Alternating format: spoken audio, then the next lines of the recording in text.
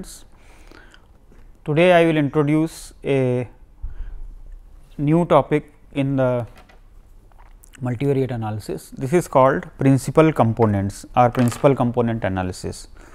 In principal components, so basically in any study in which we are dealing with the several variables, one of the prime concern is to look at the variability of the variables. That means, in those random variables how much variation is there, that means how much variability these variables are contributing to the model. For example, you may have a regression model, you may have a time series model where variability is of importance. Now, in case the random variables are the variables under considerations are many, then we may have to discard some of the variables, because it may not be feasible to study all the variables at a time. In that case, it may be convenient to consider certain linear combinations of the variables, which are more influential in terms of variability compared to other. So, the problem of principal components is the determination of linear combinations of random or statistical variables, basically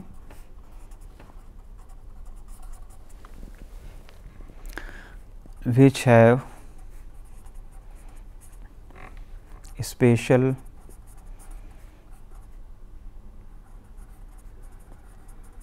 properties in terms of variability. So, for example, the first principal component is the normalized linear combination, which will have maximum variance. So, we can order them, like we can put the one which is having the maximum variance.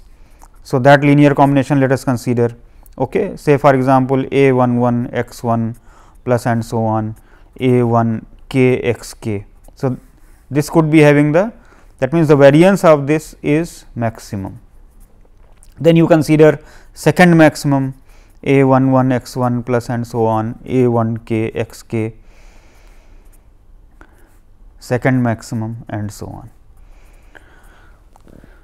So, basically what happens that in many of the practical studies, it is found that some linear combinations will contribute more, that means they will have almost 90% or 99% of the variability, and very small variability will be there in all their components.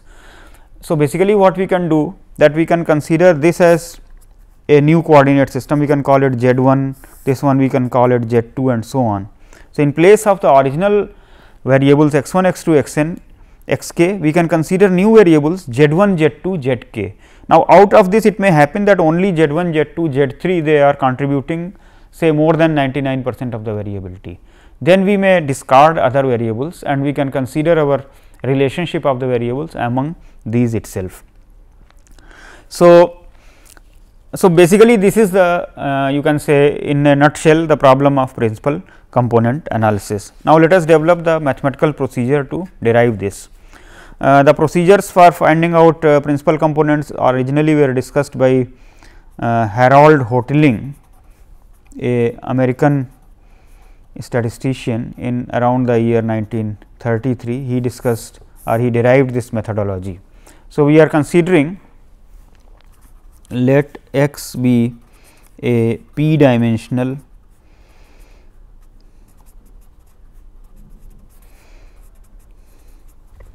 random vector with covariance matrix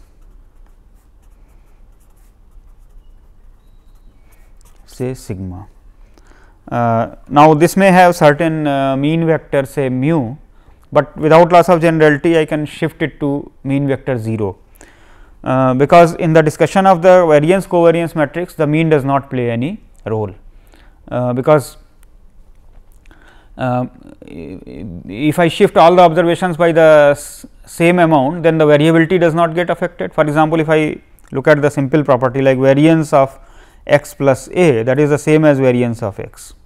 So, in general, if I consider the dispersion matrix of say x vector or the dispersion matrix of x plus say some c, then this is same. Therefore, we can consider without loss of generality take expectation of x to be 0. So, this will simplify in terms of calculation if we take this to be 0, otherwise we can go with mu also, but when the calculations I am presenting they will be easy if I use this one.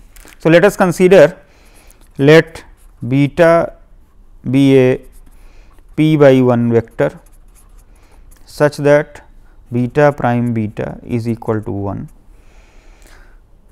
What does it mean? It means that the norm of beta is 1.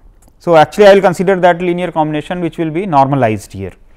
So, now you take expectation of beta prime x. So, naturally that is going to be 0, because I have assumed expectation of x to be 0 here. So, this is going to be 0. Let us look at the variance of beta prime x. So, by the formula for the variability, it is equal to beta prime sigma beta. This is the formula for the dispersion matrix. So, if the dispersion matrix of x is sigma, then if I consider any linear combination of this, then the variance of that will be beta prime sigma beta. So, what is our problem now? I want a linear combination. So, this is a linear combination, because what is beta prime x? You can consider it as say beta 1 x 1 plus beta 2 x 2 plus beta p x p. So, our aim is to find out those values of beta 1, beta 2, beta p such that the variance of beta prime x is maximum, but of course, we have put a condition here, we want the normalization here, that is norm of beta is equal to 1. Why that normalization is required? Because we can make it free from the units of the measurement here. So, we can consider here we want to find beta such that variance of beta prime x is maximum subject to the condition norm of beta is equal to 1. So, we can consider the method of Lagrange's multiplier. So, we consider a function say phi function that is equal to beta prime sigma beta plus lambda times 1 minus beta prime beta. This is a simple Lagrange's multiplier term here. So, this is the phi function, and if we consider here, this is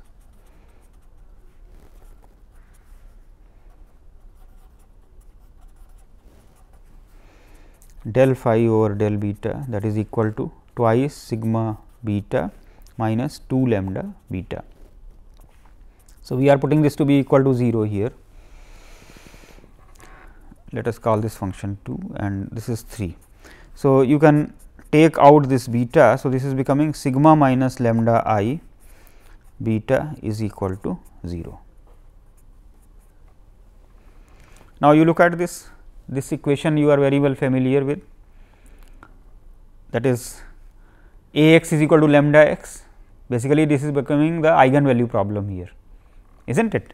So, this is eigenvalue problem.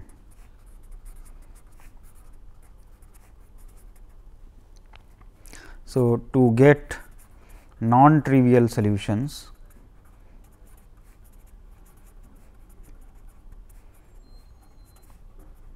we must have determinant of sigma minus lambda I equal to 0.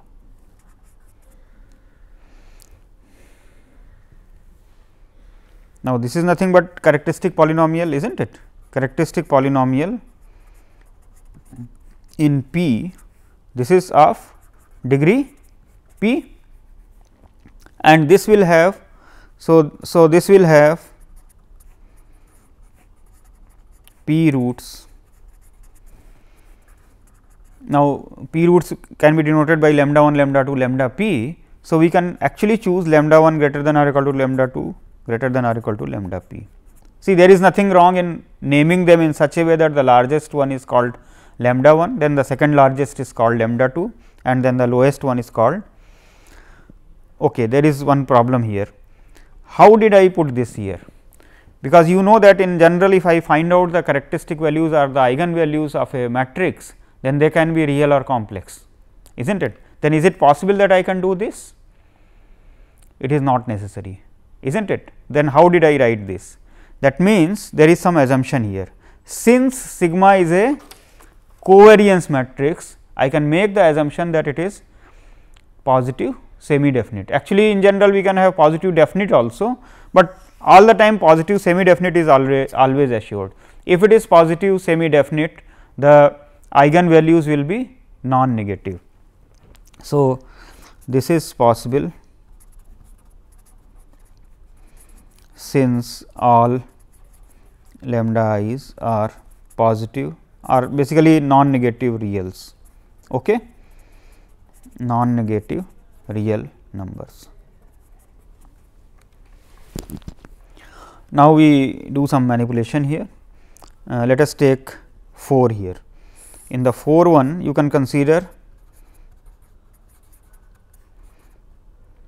pre multiplying by beta prime in 4. So, we will get beta prime sigma minus lambda I beta is equal to 0. This will become now scalar here. So, this is giving you beta prime sigma beta is equal to lambda beta prime beta. Now, here there is an advantage, here I chose beta in such a way that beta prime beta must be equal to 1. So, this is simply equal to lambda.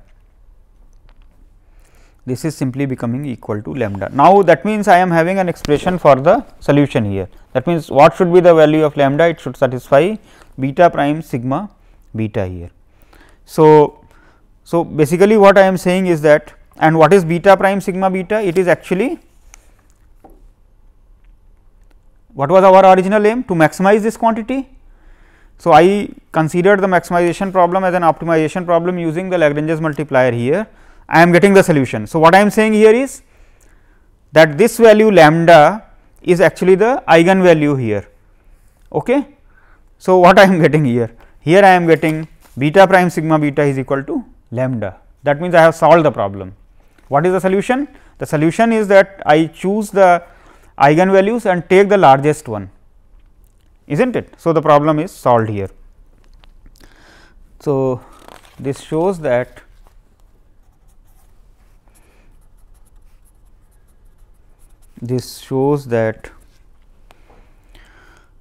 beta satisfies 4 and beta prime beta is equal to 1, then variance of beta prime x is equal to lambda. So, for maximum variance we take the largest characteristic root, that is lambda 1. Corresponding to this, we can find out the eigenvector or the characteristic vector here. So, let beta 1 be the normalized solution of sigma minus lambda 1 I beta is equal to 0. Then the corresponding beta 1 prime x, this is the normalized linear combination with maximum variance. So, actually if you look at this, can be called as the first principal component. In fact, if we can say that if sigma minus lambda 1 I is of rank p minus 1, then there is only one solution, to sigma minus lambda 1 I beta is equal to 0 and beta prime beta is equal to 1. Okay, so, this is the first principal component. Okay. So, this one is called the first principal component.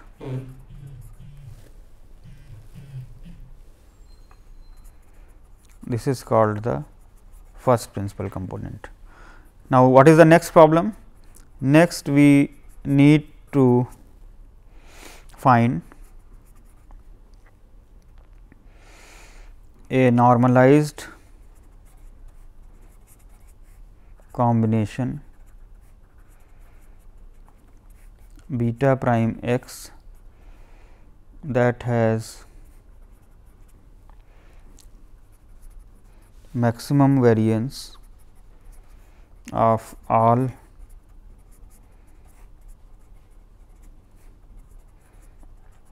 linear combinations, but uncorrelated with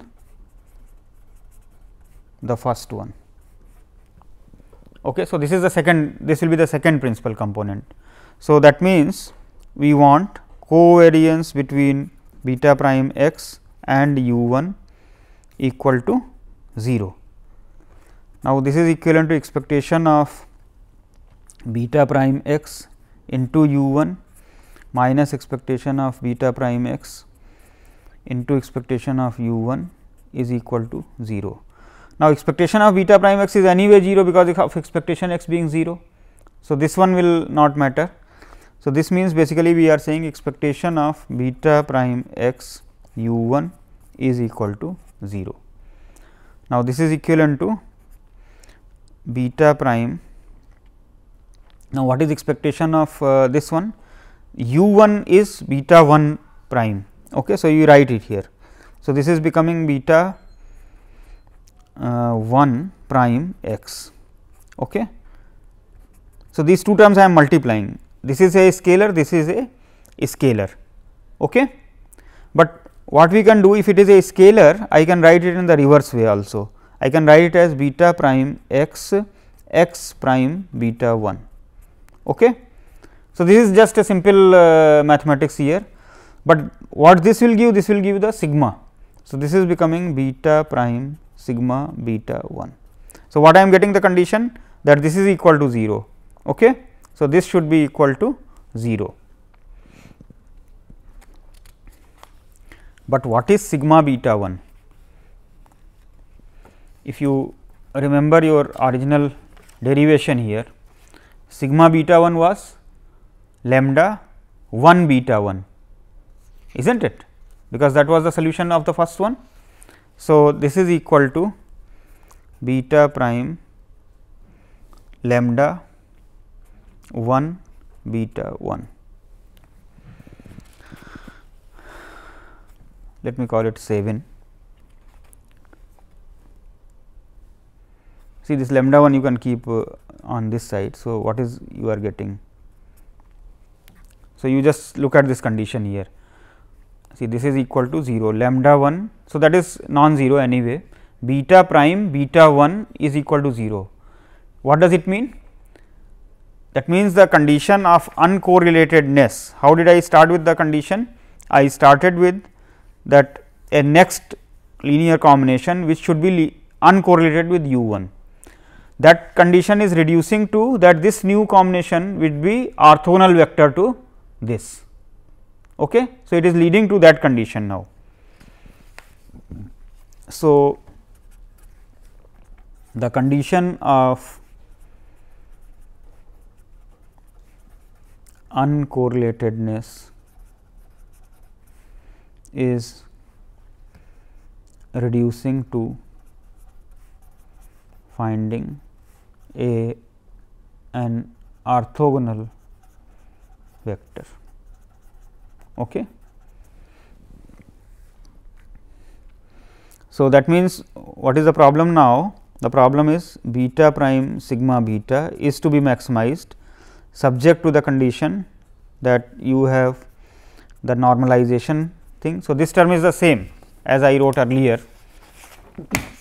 This term you can see it is the same, but now I will write one more term, that is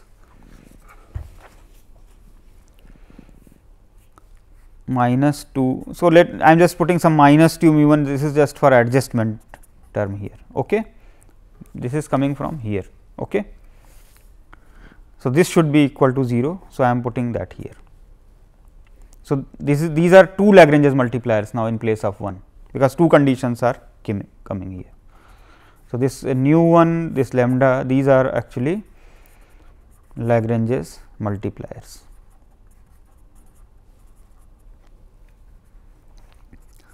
Let me call it function phi 2 here. So, you are having del phi 2 by del beta, that is equal to twice sigma beta minus twice lambda beta minus twice nu 1 sigma beta 1, that is equal to 0. Now, you can consider pre-multiplication here, pre-multiplying by say beta 1 prime in the above equation. We will get twice beta 1 prime sigma beta minus twice lambda beta 1 prime beta minus 2 nu 1 beta 1 prime sigma beta 1. Now, here we can use some conditions. Sigma beta 1 is nothing but lambda beta. So, this one and this one is getting adjusted here. So, you will get here it is simply equal to minus, so minus twice nu 1 lambda 1 using 7, and that is this condition that I wrote here. This condition and this condition, if we write here, that is sigma beta 1 is equal to lambda 1 beta 1. So, let me call it equation number 10 here.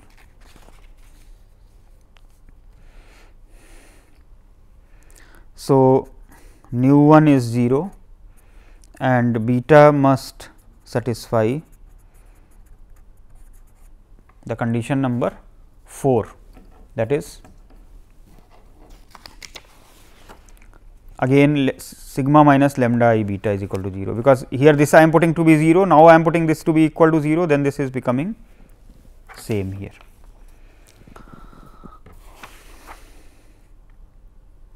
This 2 will not come because I have taken out this 2 from here. So, this will not come here, 2 I am writing outside here. So, beta must satisfy 4, that means lambda must satisfy this condition number 5 here, that is this, because it is again becoming the eigenvalue here, must satisfy 5. So, lambda 2 will be the maximum of lambda 1, lambda 2, lambda p, such that there is a vector beta satisfying sigma minus lambda 2 I beta is equal to 0, beta prime beta is equal to 1 and 7. So, these three conditions will be satisfied. So, we call this vector as, now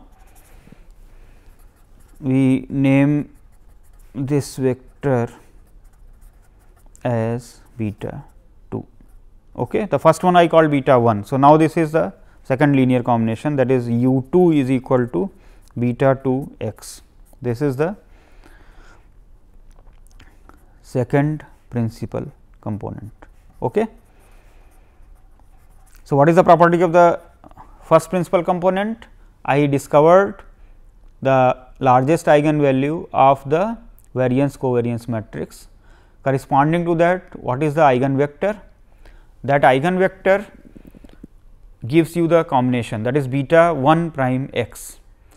Then so that will have the largest variance, because the variance is that largest eigenvalue itself.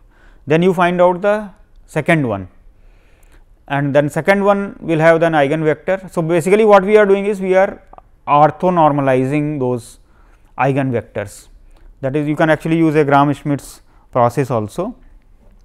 So, the second one can be continued. So, this procedure is continued at the r plus first step. We want to find a vector beta, so that beta prime x has maximum variance of all normalized linear combinations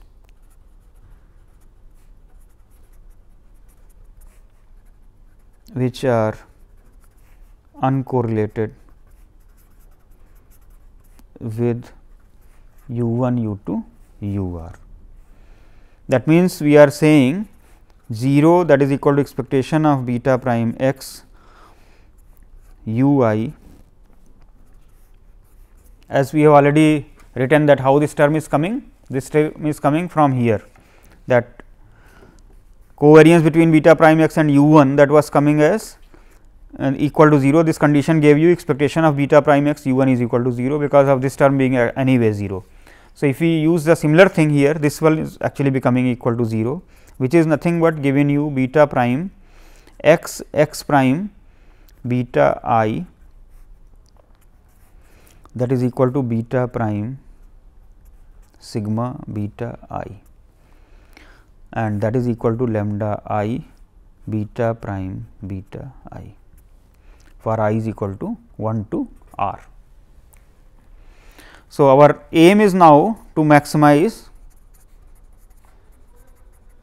we want to maximize now the term, let us call it phi r plus 1 beta prime sigma beta, and the Lagrange's multipliers will give you, now there will be r plus 1 Lagrange's multipliers.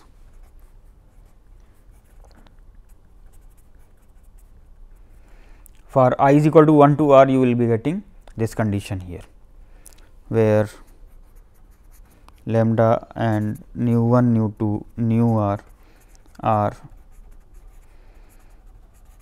Lagrange's multipliers.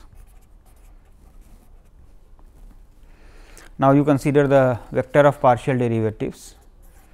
So, you will consider del phi r plus 1 by del beta, that is equal to twice sigma beta minus lambda beta minus twice sigma nu I sigma beta I.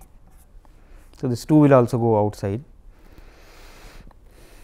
we are putting it equal to 0 say. Let me call this function as 12 and this function as 13 here. So, pre multiply by beta j prime. If you do that, then you will get beta j prime sigma beta minus lambda beta j prime beta minus beta, this is summation here sigma. In the previous term I had this after differentiation, that okay, with respect to beta if I do, then this term will give me the this one. Okay. So, that is coming out to be twice sigma nu I beta j prime sigma beta I. This summation is over I here. This is equal to now scalar here. Okay. This term will become scalar because I have multiplied by a row vector on the left hand side. So, now if lambda j is not equal to 0, then we will get nu j's to be 0. Okay. And of course, you can have the condition that lambda is equal to 0, then sigma beta I, that is j, that is equal to lambda j beta j, that will be equal to 0, and jth term in 13 will vanish, jth term will not be there. So, what we are ultimately getting finally the same condition here, that is sigma beta 4 must be satisfied and lambda must satisfy. That means, it is again the r plus 1th eigenvalue. So, let me give a formal proof of this. Let lambda r plus 1 be the maximum of lambda 1, lambda 2, lambda p, such that there is a vector satisfying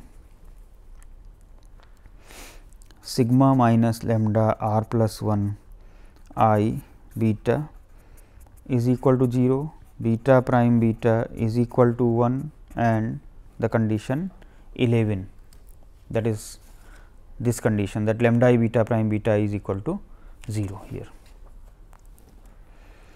So, we can call this vector beta r plus 1. Let us define the linear combination u r plus 1 as beta r plus 1 prime x. Okay. Now, if lambda r plus 1 is equal to 0 and lambda j is equal to 0 for j not equal to r plus 1, then the corresponding beta j prime sigma beta r plus 1, that is also 0. This does not imply that beta j prime beta r plus 1 is equal to 0. So, we can replace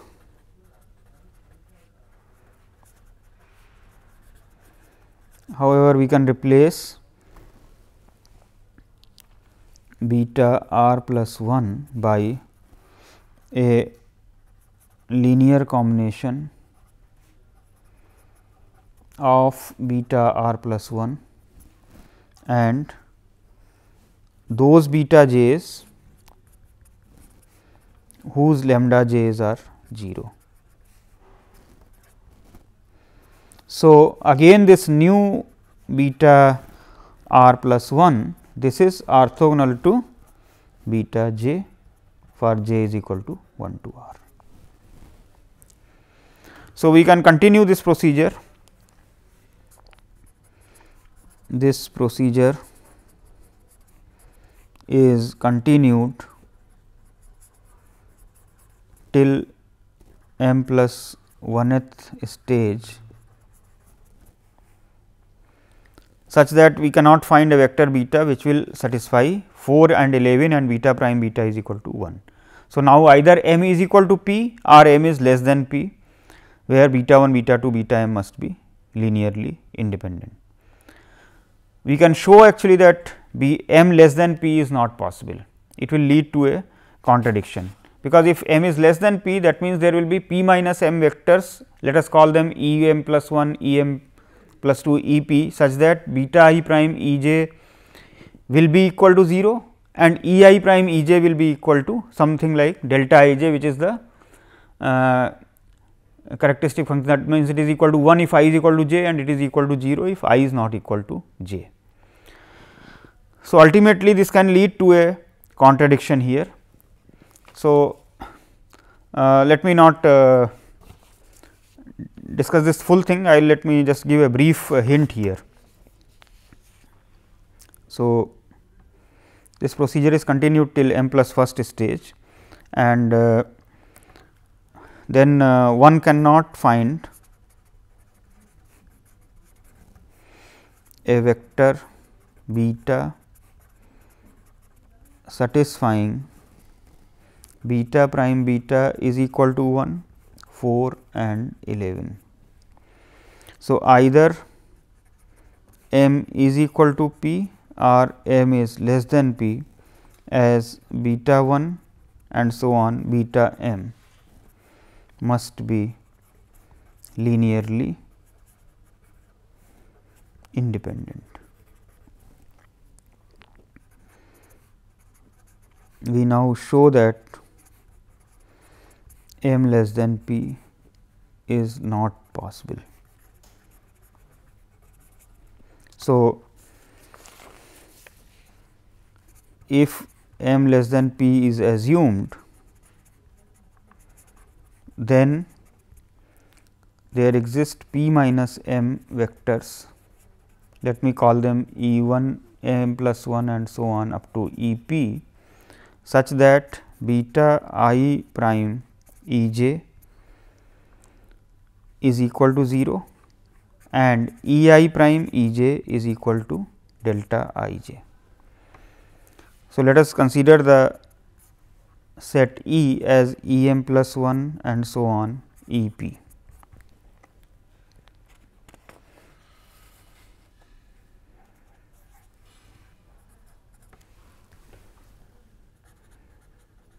We show that there exists a p minus m component vector c and theta such that E c is equal to sigma c I E I is a solution of 4 with lambda is equal to theta. So, let us consider a root of say E prime sigma E minus theta I is equal to 0.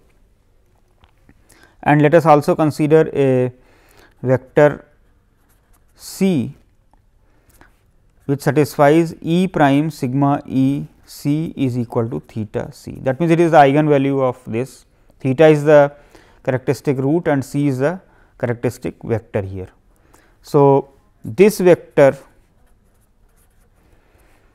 sigma E c, this is orthogonal to beta 1, beta 2, beta m. That means, it is in span of E m plus 1 and so on up to E p. That means, we can write as E g if it is in the span of this, because E is the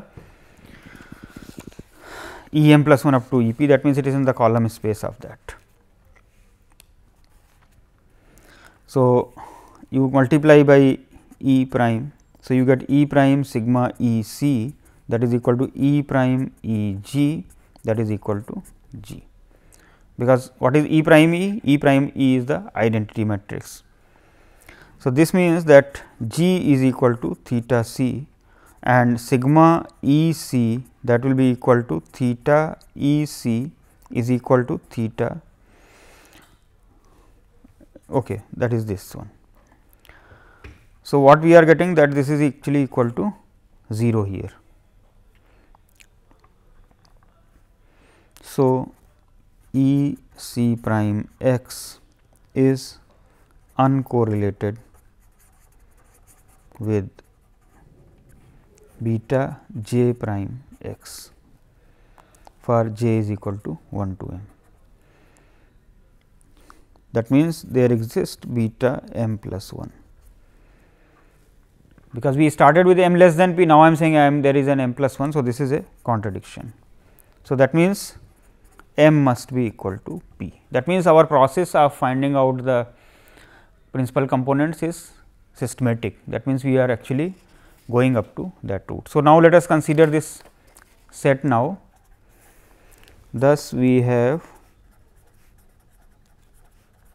determined the set, let us call it say script b, that is equal to beta 1, beta 2, beta p. These vectors we have obtained and the corresponding lambda I will call lambda 1, lambda 2, lambda p.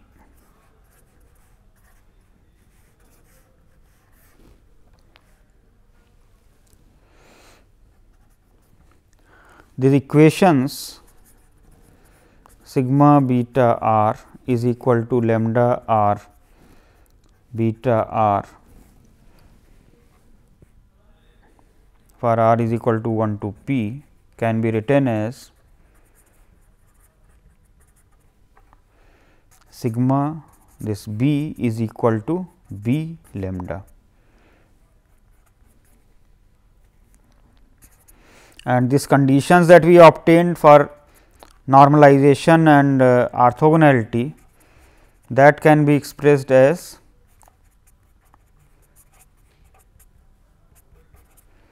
this can be written as B prime B is equal to identity matrix.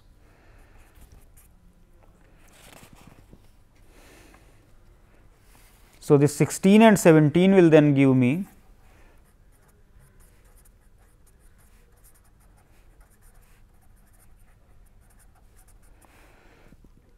B prime sigma B is equal to lambda, because I can multiply here B prime sigma B is equal to B prime B, that is identity. So, that is equal to lambda. Now, this determinant of lambda sigma minus lambda I we can write as B prime sigma minus lambda I B, because B prime B is equal to I, and I can split it on both the sides, because determinant of say 2 matrix P q is equal to determinant P into determinant of q, and that can be written as determinant of q into determinant of P. So, this can be split. So, this can be then written as B prime sigma B minus lambda I, because B prime B is again I, that is lambda minus lambda I. This is product of lambda I minus lambda.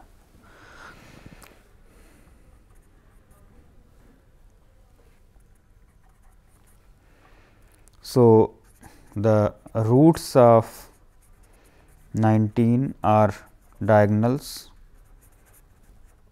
elements of lambda,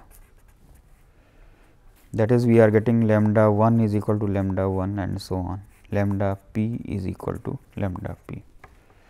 So, we have determined the principal components, that means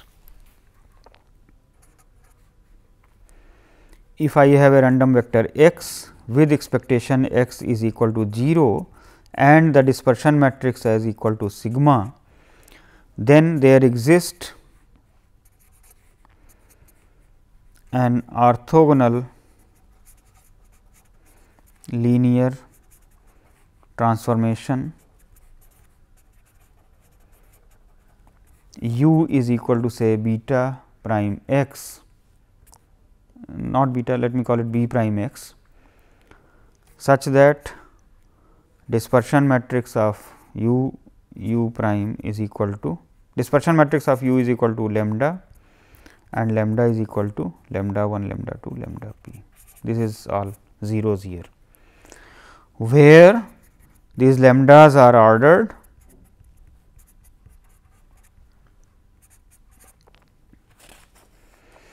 these are roots of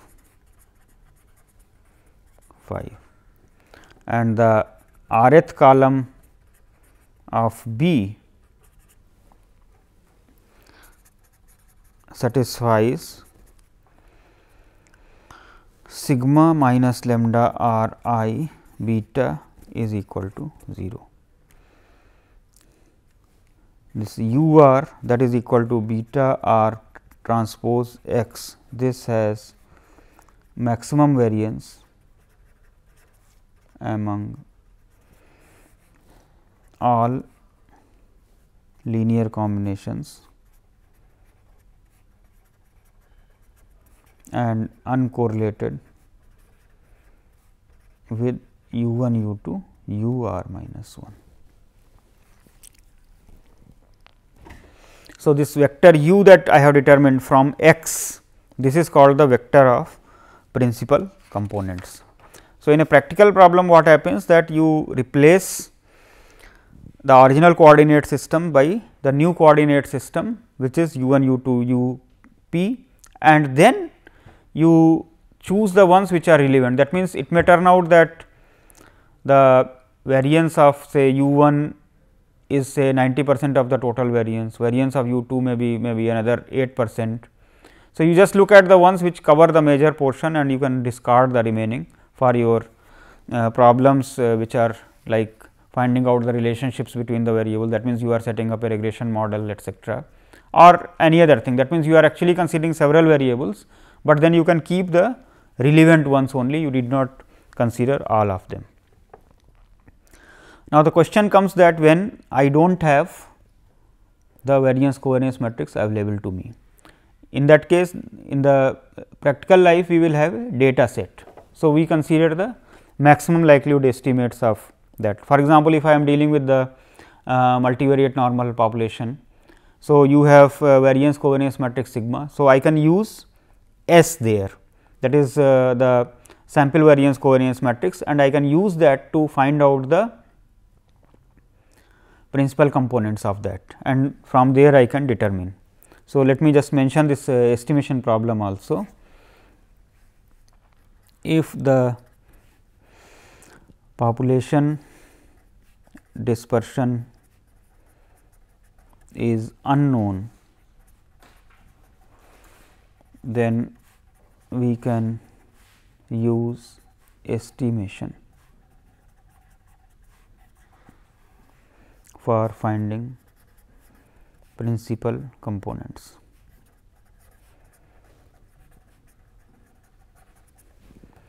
Actually, let me consider say normal population. Let us consider say x 1, x 2, x n be a random sample from a p variate normal population with mean vector say mu and dispersion sigma. I make an assumption that sigma has p different characteristic vectors. Well, you know that why this condition is required. This condition is for the diagonalization. Okay.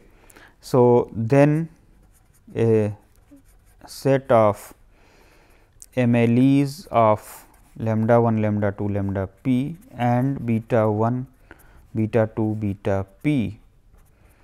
These are the roots k 1, k 2, k p of sigma head minus k I is equal to 0, and a set of corresponding vectors b 1, b 2, b p satisfying sigma head minus k I b I is equal to 0, b I prime b I is equal to 1. This sigma head is some MLE of sigma. If the roots of sigma are not of multiplicity 1, then this method will fail actually. Now, you may mention that if this method fails, then what else we can do. But actually what happens that when you have a data dependent problem, that means when you have the observations, then it is highly unlikely that any root will be repeated, because the variance covariance matrix that you will be getting will be highly diversified actually. It will be positive semi definite, but the root repeated probability will be almost negligible here. Therefore, this condition is almost always satisfied here. Now, let me give an methodology how to determine this principal components, because I have given a theoretical method, but in general if you have say dimension 5, dimension 10, because normally any problem will be of that nature only. You cannot have a problem of 3 by 3 or 2 by 2. So, therefore, we need some efficient computational procedures by which we can determine this. So, we consider some methods for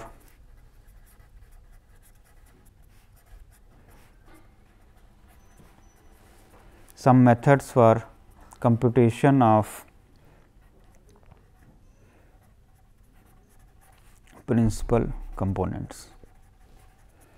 So, if p is small, then we can consider this determinant of sigma minus lambda is equal to 0. So, it will be a equation well polynomial equation in lambda. Okay.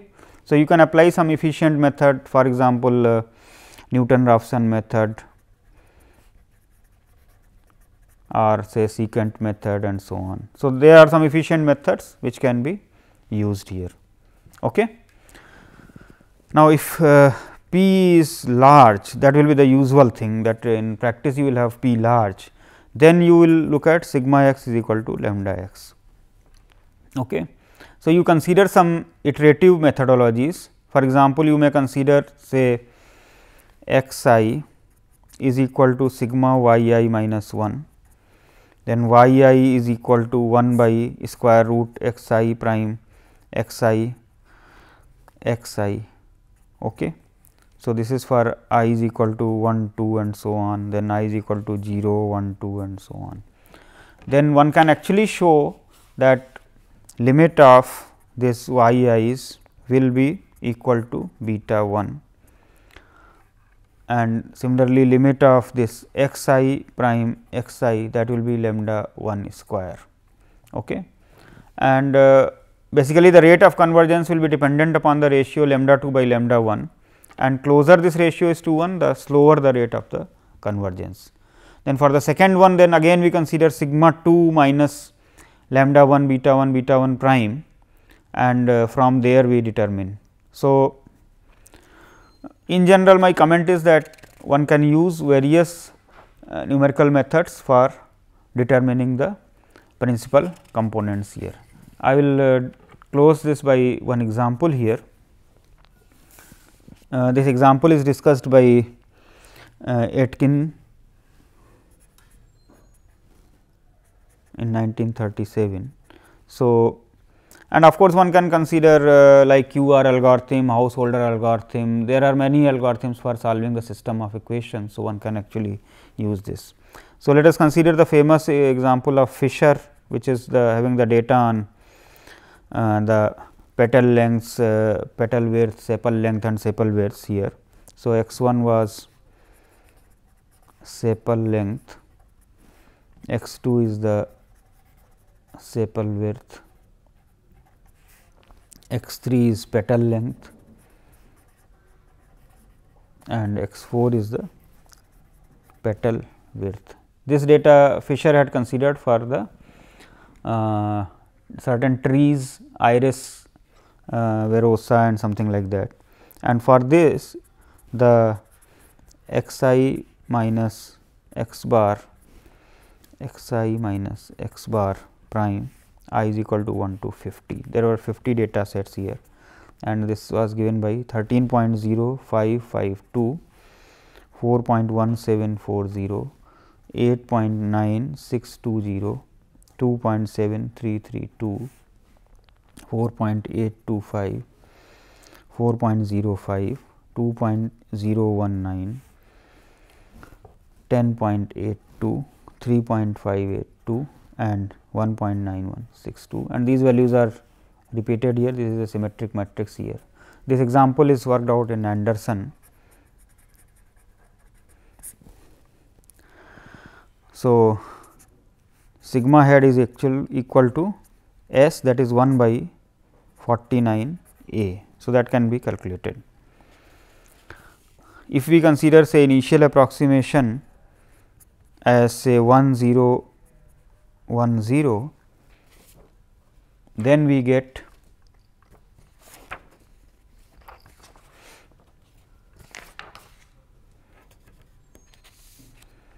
the value of L 1 as 0.487875, and the corresponding principal component is coming out to be 0.6867, 0.3053, 0.6237 and 0.215.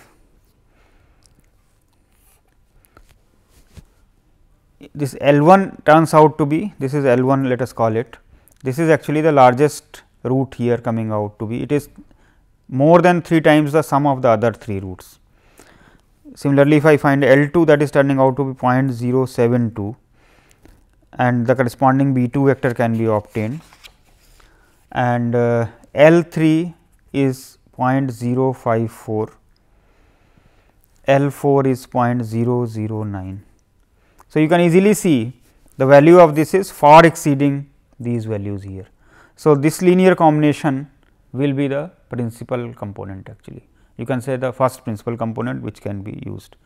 This is corresponding to basically more than 78% of the total variation. The last component is corresponding to less than 1% of the variation here. So, the ultimate aim of this principal component analysis is to determine that linear combination which is leading to the maximum variability or the which explains the maximum variability in the data. So, therefore, one should use that thing. Another related concept is that of canonical correlations or canonical variables.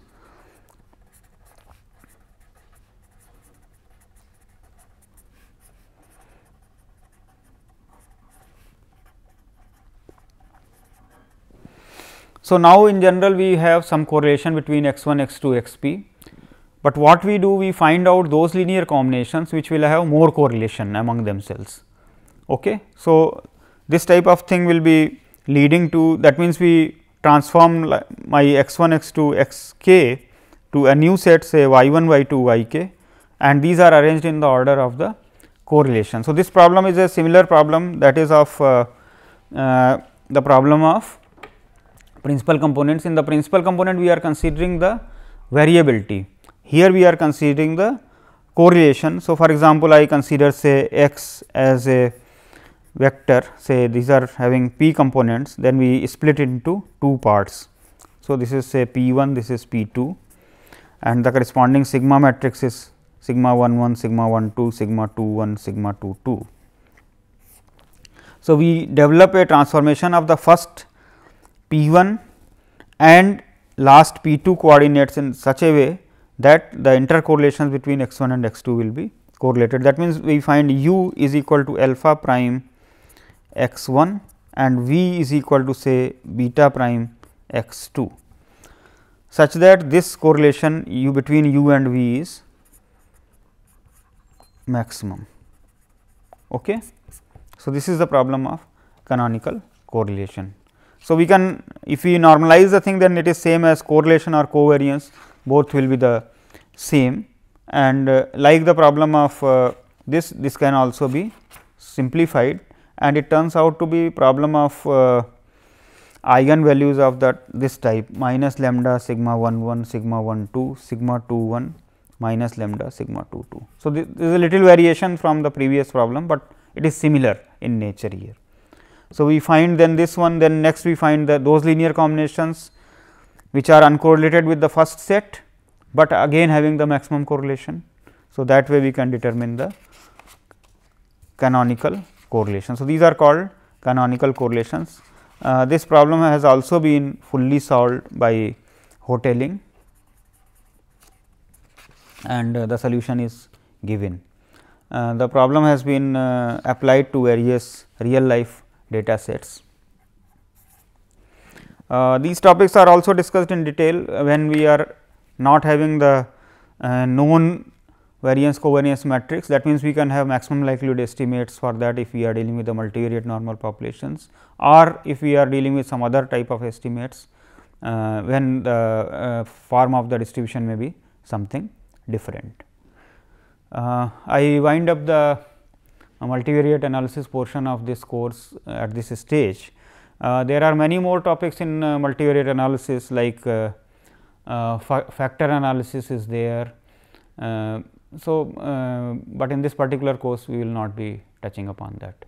In the next class I will take up a new topic.